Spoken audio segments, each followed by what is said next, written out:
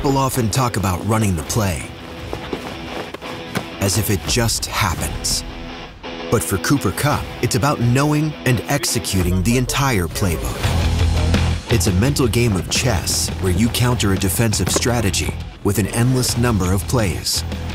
An endless number of plays he needs to know and execute in split seconds. For me, it started when I was younger and my body wasn't there. I couldn't, I wasn't as fast or strong as anyone else, but I could, do the skill-wise stuff, the technique.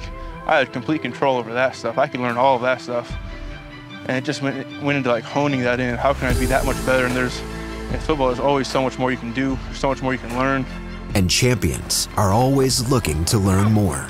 And so, for me, it's like grabbing little bits from people, incorporating into what I do. And then, I've learned a three-step weave from, really I've learned from Larry Fitz, watching one-on-ones that he did with Arizona back in the day.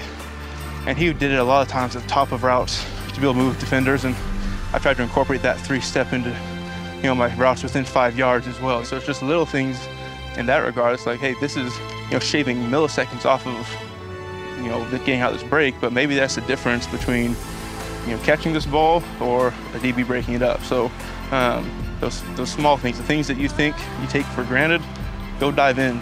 Go dive into those things and see what you can find. And knowing the recycling playbook can have just as big of an impact. A sustainable future becomes a reality by knowing the recycling playbook in your community and executing the plays. Everyone wants to make a difference and recycle, but sometimes good intentions lead to wish cycling. That's when people put non-recyclable items into the recycling stream, hoping they get recycled. For things to be recycled properly, you have to get them into the right spots. Things have to go through the right processes.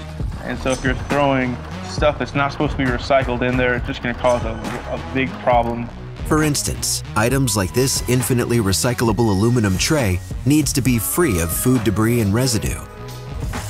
That's because when melted, the food residue can become burned carbon that can contaminate the recycled material it becomes a part of. And compostable materials should never get mixed in with the recycling bin. Learn the plays of what can be recycled in your community and know how best to do it. It's just something, like I said, it might take you 2 minutes to kind of learn what that is, but it makes a big difference down the line. You can be a sustainability champion. Everyone can.